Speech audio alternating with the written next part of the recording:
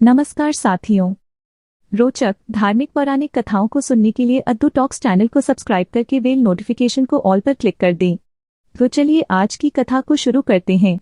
आचार्य चाणक्य ने अपनी नीतियों में मनुष्य के जीवन से संबंधित कई चीजें लिखी हैं। आइए जानते हैं क्या है वो खास बातें। आचार्य चाणक्य ने नीति शास्त्र में कई ऐसी चीजें बताई हैं जिनका पालन करके व्यक्ति सफल इंसान बनने के साथ समाज में मान सम्मान पा सकता है। चाणक्य ने अपनी नीतियों में कई ऐसी बातें उजागर की हैं जिन्हें काफी लोग मानना पसंद नहीं करते हैं। आचार्य चाणक्य ने अपनी नीतियों को बहुत ही सोच समझकर लिखा है। इन नीतियों से मानव जीवन को सही दिशा मिलती है। आचार्य चाणक्य ने मनुष्य के जीवन संबंधी कई बातों का उजागर किया है। इसी तरह उन्होंने एक नीति में बताया है कि मनुष्य के जन्म लेने से पहले की कुछ चीजें उसके भाग्य में लिख दी जाती हैं। ऐसे में इन 5 चीजों से वह चाहकर भी छुटकारा नहीं पा सकता है। श्लोक आयुः कर्म वित्तंच विद्या निधनमेव च पंचैतानि ही सृजन्ते गर्भस्थस्यैव देहिनः।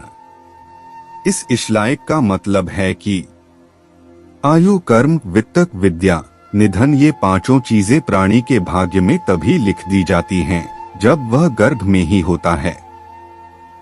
पहले नंबर पर आती है उम्र।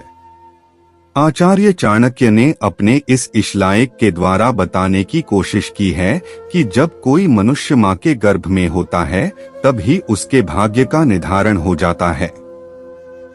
जन्म से पहले ही उसकी उम्र के बारे में लिख दिया जाता है। इसलिए कहा जाता है कि हर किसी का मृत्यु का समय पहले से ही तय होता है।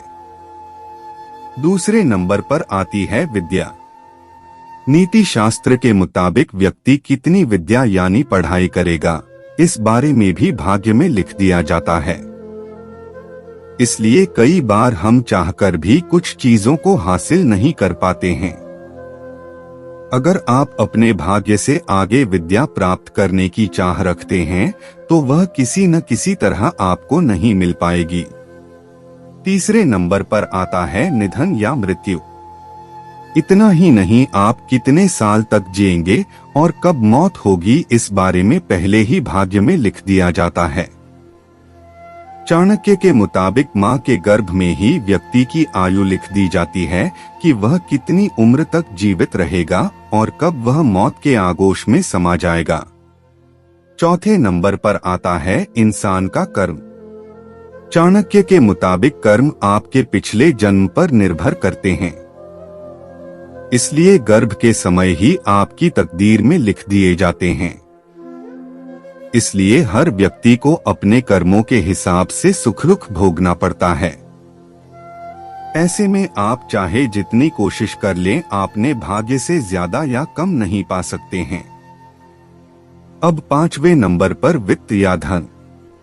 आपको कितना धन मिलेगा इस बारे में भी आपके भाग्य में लिखा होता है।